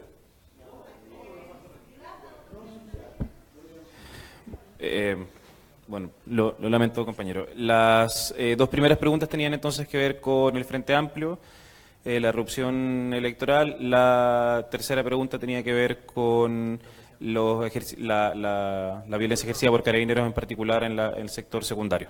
Entonces, iba a partir esta vez Luis con la respuesta, y vamos a ser más flexibles con el tiempo, pero esta es la ronda de cierre, digamos. Gracias, Luis. Sí, no, yo estaba reflexionando sobre algunas cuestiones que plantearon que me parecen importantes, sobre algunas que hacen fuerza el tema de la violencia contra los secundarios, por supuesto que requiere de una decisión del conjunto de quienes estamos en los movimientos sociales, de visibilizar, porque justamente la estrategia del Estado para inhibir la lucha justamente pasa, entre otras cosas, por la represión, y por cierto que esto me parece gravísimo. Después puedes darnos la imagen, y yo creo que nosotros también podemos ayudar, contribuir en la medida que visibilizamos esto, estamos logrando atenuar un poco la contraofensiva del aparato represivo del Estado. Eso es lo primero. Yo me comprometo, por lo menos desde nuestras pequeñas instancias, a hacerlo. Lo segundo, respecto a lo que planteaba Coral, efectivamente el Frente Amplio es una apuesta. Yo no soy del Frente Amplio, Yo no soy del Frente Amplio, tengo simpatía, pero no soy militante del Frente Amplio. Y no soy militante, lo digo claramente, porque soy vocero de un movimiento importante que se construyó sobre la base de la lucha social. Y he tenido el suficiente resguardo de no hacer aparecer a los movimientos sociales como una suerte de aprovechamiento. Hay mucha desconfianza y creo que nosotros tenemos que hacer un esfuerzo por garantizar eso. Eso no significa que seamos escépticos a la política, que yo no tengo una postura. Pero hemos sido cuidadosos. ¿Por qué? Porque en este movimiento transversal hay mucha gente que detesta la política, digo, la política profesional, no tiene confianza en el Frente Amplio incluso. Hay mucha gente que no tiene confianza en el Frente Amplio, porque creen que es más de lo mismo, que van a repetir, que van a llegar al Congreso y que después, chao, ¿me entiendes? Eso existe. Yo tengo profunda confianza en la compañera Duri, la conozco, partimos y nos ha apoyado en la lucha del NOMA FP antes que este movimiento fuera famoso.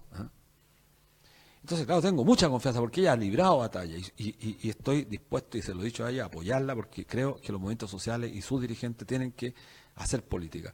Conozco también a Daniel, hemos estado trabajando juntos, haciendo esfuerzos por tratar de hacer converger estos movimientos.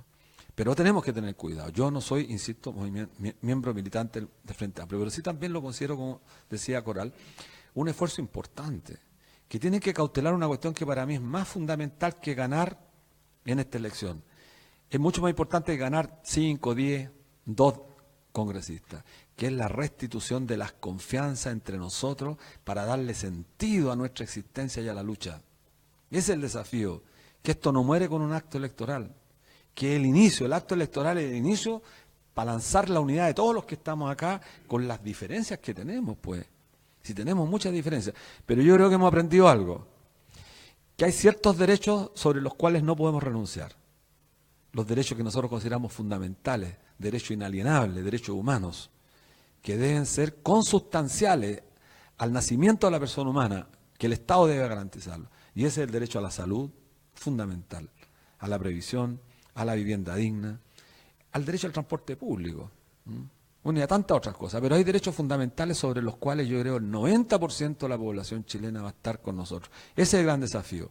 Después veremos, una vez que reconquistemos estos derechos que ya habíamos logrado en la década del 70 y antes, ahí podemos empezar a pensar en la utopía, en los otros sueños respecto a cómo se organiza la sociedad, cómo acabamos con el Estado. Algunos no quieren acabar con el Estado, quieren fortalecerlo, otros tendrán distintas posturas. Pero creo que eso es lo fundamental. Esa es mi postura respecto al Frente Amplio. Lo tercero, acerca de la reflexión, claro, el compañero que no terminó su pregunta hablaba de la corrupción como fundamento principal, que no se ha pronunciado, no se ha relatado. Pero la mercantilización, estimado compañero, esta concepción, cuando hablamos de mercantilización, estamos hablando como esta ideología por resaltar el mercado, como esta ideología que supone que todas las acciones de los hombres en la sociedad están determinadas por esta concepción del mercado. Por lo tanto, hay una obsesión por la mercantilización de la vida humana, más que de aspectos estrictamente económicos. Entonces usted plantea la corrupción. Es que la corrupción es consustancial a la mercantilización. Es consustancial. Sin corrupción no se puede llevar una sociedad a la mercantilización. Son consustanciales. Como es consustancial al sistema capitalista, y esto tampoco digo algo nuevo, en la primera internacional se discutía, es consustancial al capitalismo la explotación del hombre por el hombre.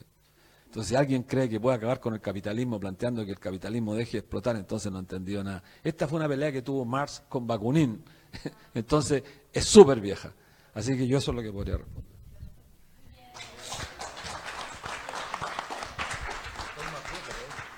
Muchas gracias, Luis. Adelante, Doris. Bueno, partir diciendo que no creamos que en estos espacios se da censura, digamos. Hay tiempos que quisiéramos que fueran mucho más largos y que pudiéramos expresarnos mucho más todos. De hecho, nosotros también como panelistas tenemos tiempos definidos para poder hacerlo. Y tenemos muchas más cosas que decir. Y la censura yo creo que la vivimos en otro espacio, no en el espacio, digamos, fraterno en el que también se da esta discusión y este debate que logramos varios dirigentes estar acá, digamos, aparte de nuestros tiempos. Voy a partir y quizás voy a ordenarme un poco como lo hizo Luis, diciéndole primero a la compañera, con el tema de la violencia, efectivamente nosotros como movimiento normalmente estamos recibiendo represión de parte del Estado, del gobierno. Un gobierno que se dice democrático y está mucho más pendiente de lo que pasa en Venezuela que lo que está pasando en este país.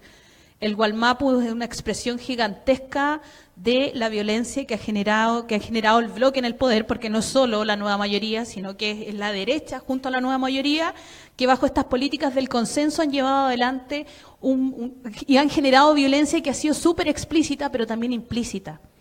Nosotros hace algunos días atrás, dentro de nuestras movilizaciones y los cortes a la Alameda, tuvimos represiones gigantescas. De hecho, uno de nuestros compañeros tuvo una fractura en la nariz debido a los golpes de las fuerzas especiales de carabineros. Y eso tampoco sale en la prensa, digamos, la prensa formal, en esta prensa que está en manos de los poderosos.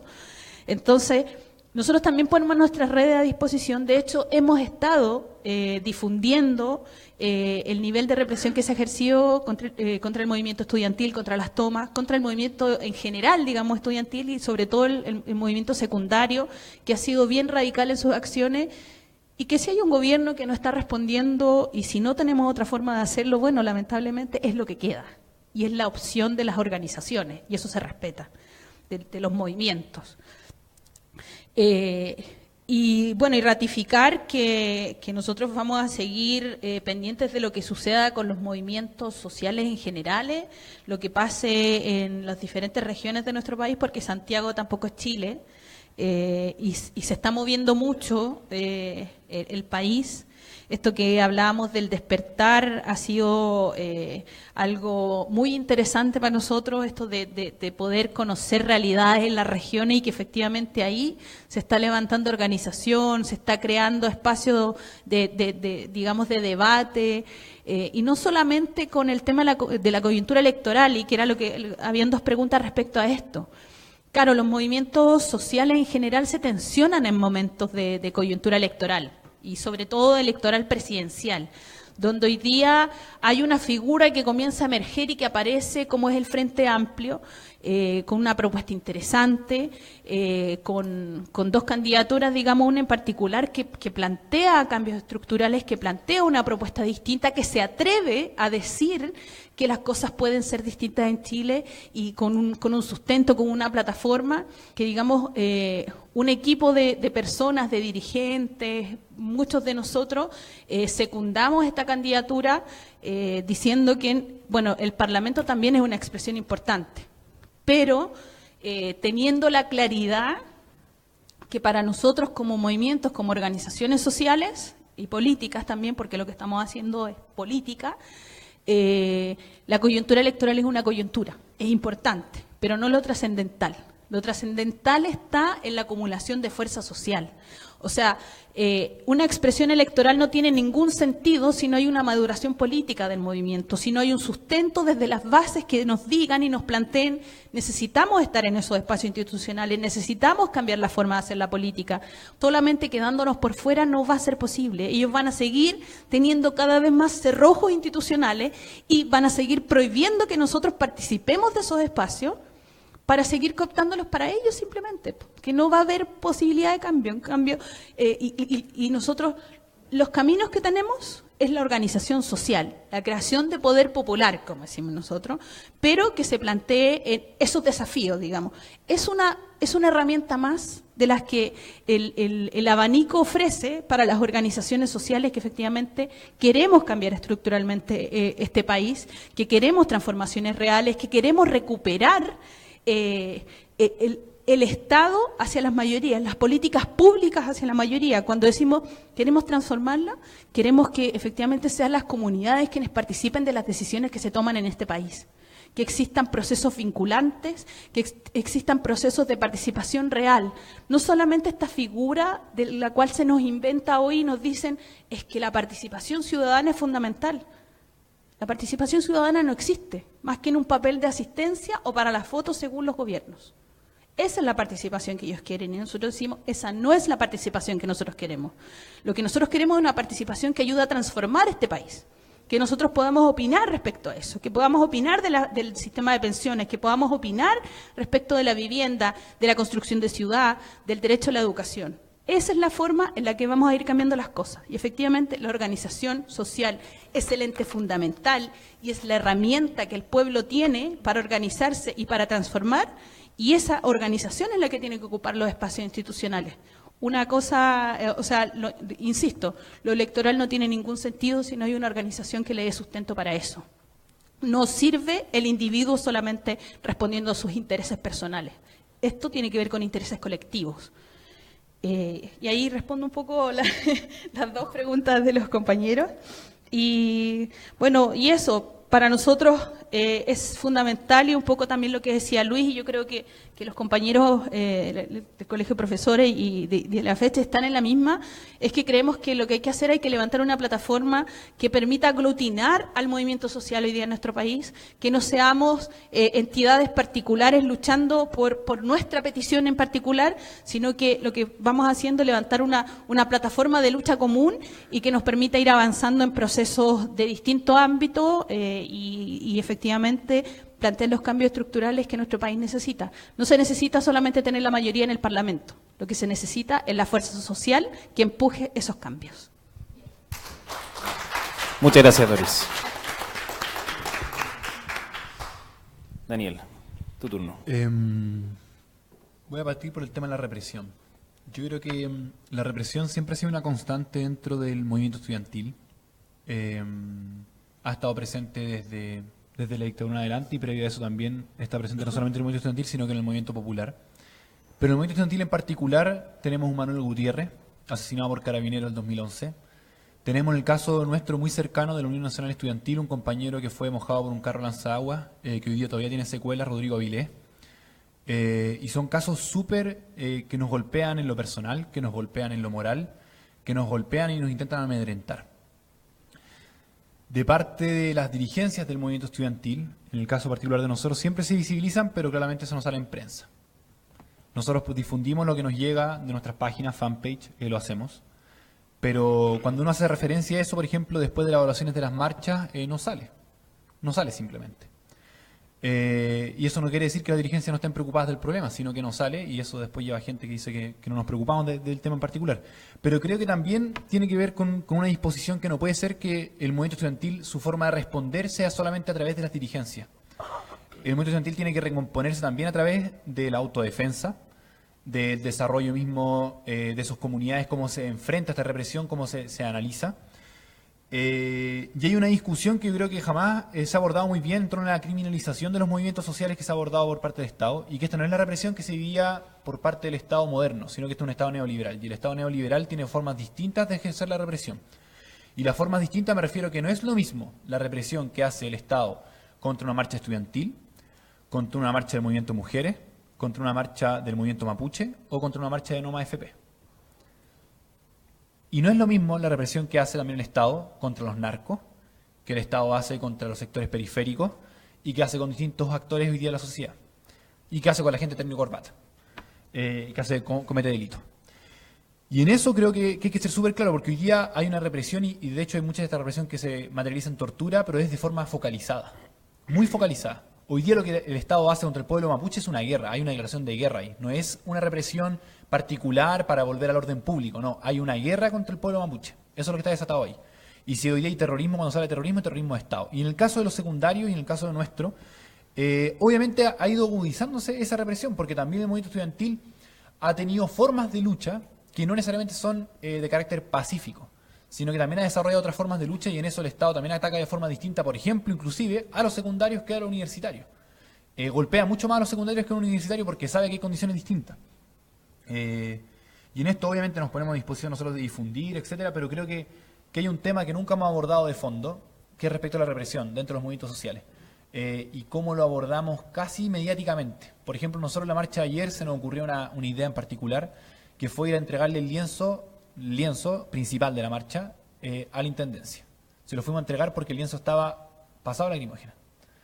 Y eso demostraba que no solamente estaban reprimiendo a los cabros que estaban ahí, capucha, etcétera, sino que reprimieron a las dirigencias, no nos permitieron hablar. Bueno, y eso son parte de, se logró visibilizar, que la marcha había sido muy represiva, por ejemplo.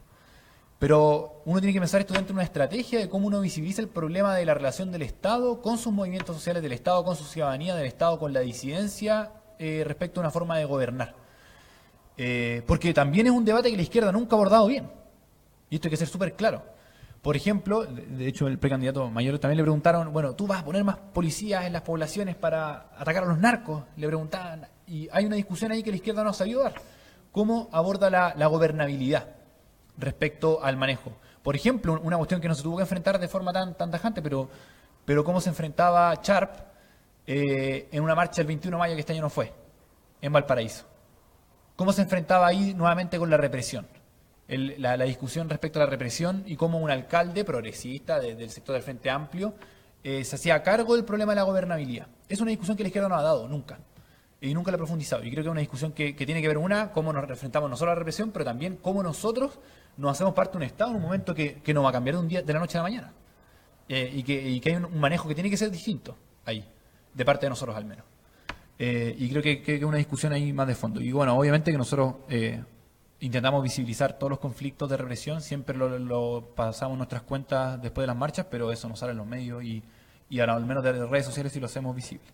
Ahora, respecto a la pregunta del sujeto político del Frente Amplio, yo creo que el Frente Amplio, bien así como transversal, es una posición política, un frente político que abre posibilidades de transformación. Ahora, si esas transformaciones van a ser estructurales, si van a ser sustanciales, yo creo que está en disputa. Está muy en disputa. Y eso depende de quién esté cantando el ritmo de eso y quién logre plantear política ahí de forma clara. Yo creo que con la candidatura de Mayol se ha logrado intentar hacer eso, pero hay que ir más allá de eso. Falta más todavía.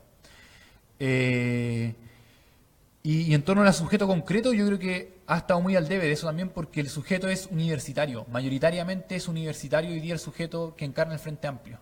Hay sectores que no son universitarios, sí, pero mayoritariamente, culturalmente, lo que instala es una generación política que sale de las universidades, que sale del movimiento estudiantil también, principalmente. Y yo creo que eso es una debilidad que hoy día tiene el Frente Amplio. Es una debilidad porque no le ha permitido... Hay otros sectores que dentro del Frente Amplio no son universitarios, pero los que están llevando el paradigma cultural instalado, de hecho su apuesta estética, todo eso viene más de ese sector. Y creo que es una cuestión que está en disputa y hay que ir trabajándola, pero igual nos permite una oportunidad y eso no la podemos perder y no nos podemos quedar a la cola de eso. Creo que es un tema principal. Y respecto a la coyuntura electoral, ¿qué tenemos que hacer los movimientos sociales? Yo creo que el movimiento estudiantil tenemos al menos el aprendizaje del 2013. El 2013 nosotros veníamos después de un 2011 muy fuerte y nos enfrentamos a una coyuntura electoral, que fue la nueva mayoría, donde la nueva mayoría ocupó herramientas políticas de cooptación muy fuertes. Que primero cooptan nuestras dirigencias. O sea, los dirigentes simbólicos del 2011, Camila Viejo y Yuri Jackson, se pliegan a la nueva mayoría. Segundo, cooptan nuestras demandas. La consigna, educación pública, gratuita de calidad, la toma y la tiene en su poder. Y tercero, y yo creo que aquí es donde estuvo el error garrafal del movimiento estudiantil, el movimiento estudiantil, por temor a la política, que es una cosa que está muy instalada, no se mete en la coyuntura electoral. Y yo no digo que llame a votar por un candidato por otro, pero ni siquiera sale diciendo este candidato no me representa, este sí me representa, porque eso ya era meterse a la coyuntura electoral y no tenía sentido. Y lo que hacen los movimientos sociales es hacer anclajes en la política. Lo que hizo el movimiento No Más AFP, lo que hizo el movimiento estudiantil con la gratuidad, es decir, estas personas están de acuerdo con la gratuidad, estas personas no están de acuerdo con la gratuidad. Y hace un anclaje y marca discusiones. Y eso son lo que los movimientos sociales en el periodo de elecciones tienen que defender, ese anclaje. Porque si no lo defiende, se difumina, se pierde. Y es un desafío del movimiento social en su momento, en cómo tiene que enfrentarlo. Y eso no lo puede hacer juntándose con los candidatos, etcétera. O sea, hay una estrategia que no hemos desarrollado bien, una táctica incluso hasta de performática, de cómo instalas eso en la opinión pública, que no hemos podido resolver. Cómo defender ese anclaje que el movimiento social hace en la política. Y yo creo que es un desafío importante. Y ahora además nosotros en la coyuntura electoral, en particular el movimiento estudiantil, nos cae como patada en la guata, porque no podemos...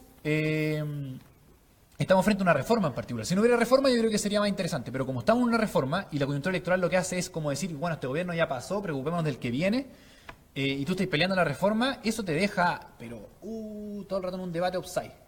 Entonces tú vas a hablar de la reforma y dicen, bueno, ya, pero ¿qué opináis de los candidatos? En verdad eso es lo importante, no hablé de la reforma, háblame de los candidatos. Y eso, o sea, es parte de lo que también los medios quieren construir. Si a la larga que no salga una reforma, vaya si favorable o no favorable, o sea, lo que instala es como casi que las reformas no sirvieron.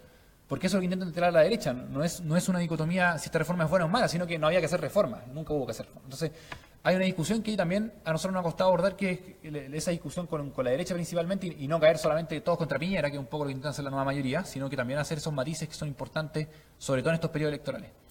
Y eso mezclado con una reforma. Entonces, yo creo que la coyuntura electoral nos ha complicado a nosotros mucho como movimiento estudiantil, porque te lleva el debate para una arista que no te permite avanzar en el campo educativo. Más allá del campo electoral, es en el campo educativo, en la disputa del Estado respecto a los derechos, y no hemos podido avanzar bien en ese punto. Y bueno, y lo último, obviamente, respecto a los corruptos es la materialización de otra esfera más de la vida que se privatiza. Eso es, o sea, la privatización y mercantilización de la política, eso es los corruptos, y ahora es explícito nomás. Antes ya uno tenía la duda, ahora es explícito. Y yo creo que uno de los grandes avances que tuvo el neoliberalismo, y los más duros ha sido eso, la privatización de la política.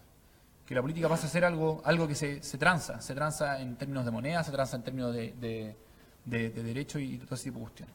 Y una última cosa para cerrar, que tiene que ver con algo que quería hacer en torno al cierre, es que aquí hemos hablado en torno a la desigualdad que se manifiesta en muchas aristas, pero no olvidemos, y yo creo que aquí hay un desafío importante que tiene que ver con cómo nosotros articulamos discurso, y en torno a este desafío de una contrahegemonía, que la concertación también está en contra de la desigualdad.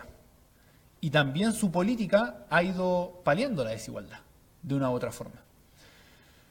Y esa forma de abordar la desigualdad es con un gasto focalizado en puntos específicos, subsidio en ciertas aristas, viviendas sociales que al final son las casas Chubi, por ejemplo, gratuidad para un solo sector, becas para un solo sector, y un grado de impacto en particular a cierta esfera. Y yo creo que ahí nosotros tenemos que combatirlo y es un discurso político que tenemos que diferenciarnos de ello. Una es como el concepto de Estado garante, y ahí hay un desarrollo de Estado que la izquierda no hemos podido abordar de buena forma y solamente caemos como el Estado centralista, casi volvemos a la USA. Pero no es eso, pero una variante de eso. Pero hay que abordar una discusión de Estado más profunda. Y creo que ahí hay algunos ejemplos que uno puede ir averiguando tanto de Ecuador, Bolivia, incluso las discusiones que se abordan en España con el Podemos, que hay que ir dándole vuelta a la concepción de Estado que es distinta a la que tiene la concertación, porque la concertación tiene una concepción de Estado neoliberal en el fondo, pero que se hace cargo de la desigualdad. Y el otro que yo creo que es un elemento súper importante, que es muy relevante, que tiene que ver con la democracia como no como un valor en sí mismo, que es necesario hoy día para las sociedades, que yo creo que en parte importante la caída de la URSS también se debe a no haber sabido dar espacio a las tensiones, a la disidencia dentro de tu misma franja y al espacio democrático para poder resolver esas crisis, esas tensiones, porque esas tensiones finalmente son las tensiones que te permiten crear y avanzar. Esa contradicción inherente es la que nos permite ir avanzando en proyectos que en largo plazo perduren. Y yo creo que la democracia tiene que estar como elemento central, como relevante. Y hoy día obviamente la gente no quiere participar, no hay democracia porque hemos vivido un periodo de despolitización, de desarraigo, de destruir tejido social, pero es un desafío ese. Y si no lo abordamos en el mediano plazo, la cuestión vamos a tener de nuevo problemas tanto como de gobernabilidad y un sinfín de otros problemas que son más profundos que no vamos a poder abordar. Así con eso, muchas gracias. Gracias, Ariel, por tus respuestas y por el cierre. Y tendrá la última intervención. Te paso perdón. Hugo Gerte. Gracias. Bueno, nosotros como Colegio de Profesores invitamos a dialogar a todos los candidatos a la presidencia al colegio, de tal manera de que nosotros pudiéramos hacer llegarle a ellos las propuestas de las necesidades que hay hoy día en educación, de tal manera de que se pudieran aplicar esas propuestas en sus programas de gobierno.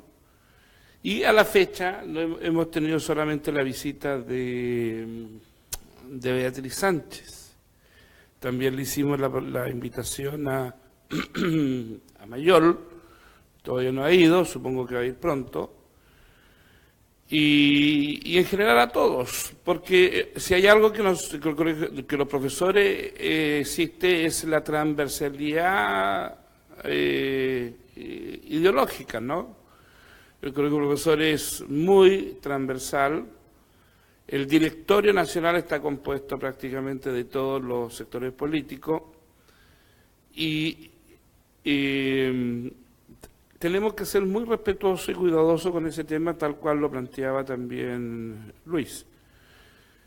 Sin embargo, todos los que estamos ahí participamos como ciudadanos, tenemos nuestra posición y uno puede dar su posición personal, pero como organización no puedo darla y ninguno podrá darla.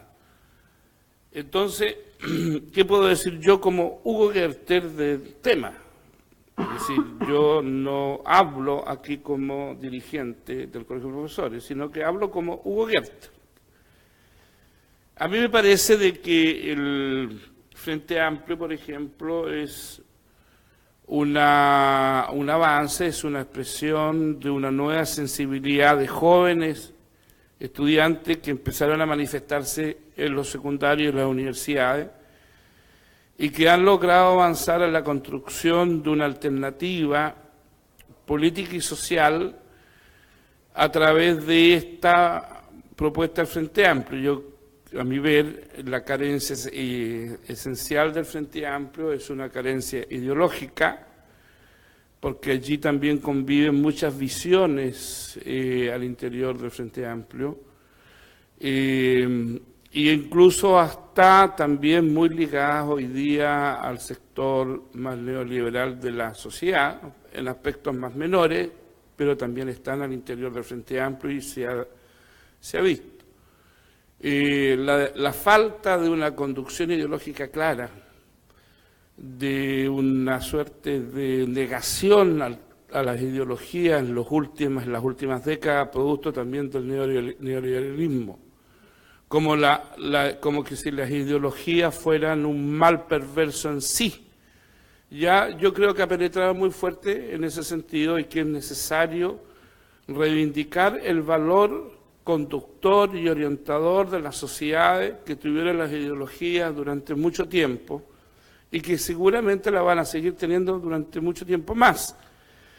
El neoliberalismo es una ideología muy potente y que no solamente se expresa en lo económico, en lo social, sino que también se experimenta acá adentro. Se experimenta en lo personal, en lo individual, al tomar comportamientos y culturas, ¿no es cierto?, desarrollar culturas que están asociadas con esa ideología. La cultura del consumismo, el consumismo en sí, es parte de esa ideología y hoy día está íntimamente arraigada en muchos millones de chilenos. Ya el consumismo es parte de la ideología neoliberal. Ya, y eso tiene que ver con una cosa interna, personal, de cada cual, de cada ciudadano que tiene que meditar, ¿no es cierto?, y frenarse y decir, bueno, no ser tan compulsivo para ir a las compras, y diferenciar entre la necesidad y el deseo. Hoy día hay una confusión enorme con respecto a todo eso. Y eso es interno. Entonces, es la falta de una ideología clara que conduzca al proceso ideológico del Frente Amplio, yo creo que tiene una discusión para rato. ¿Ya? Y yo creo que es bueno que pronto se dé eso.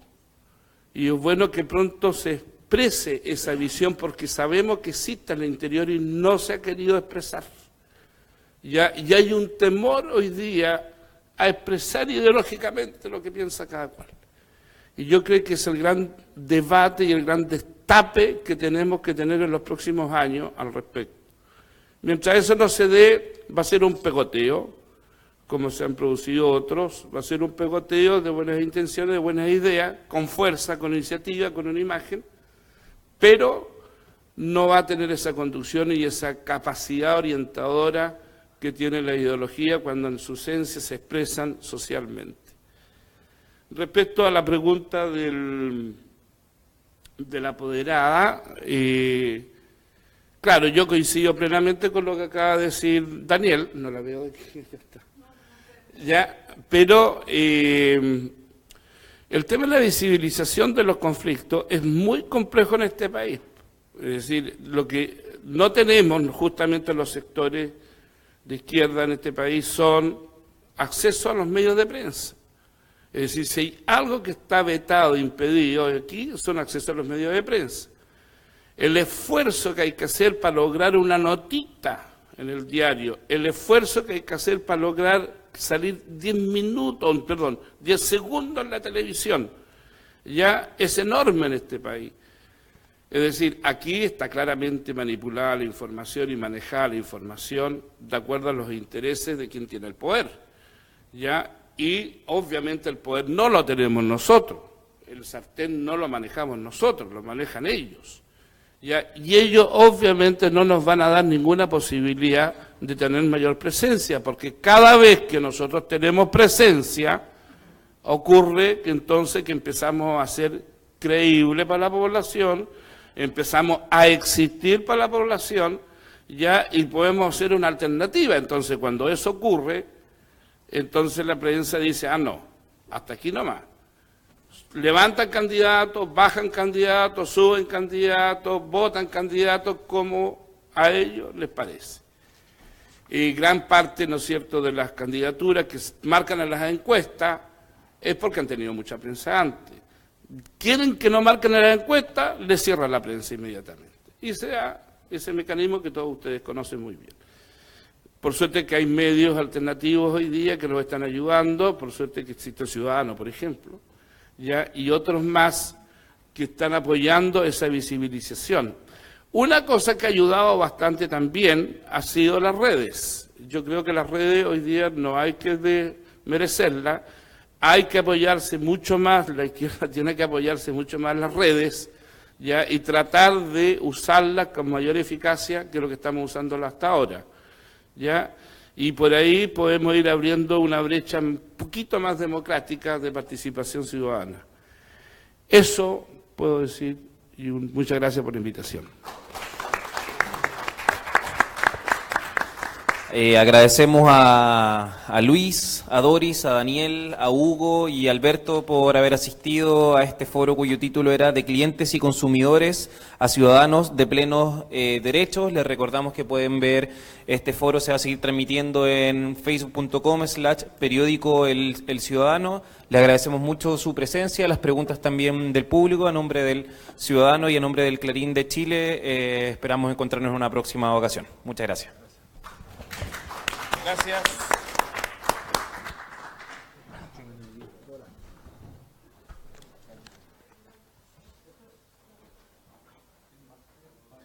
Sí, a las 9.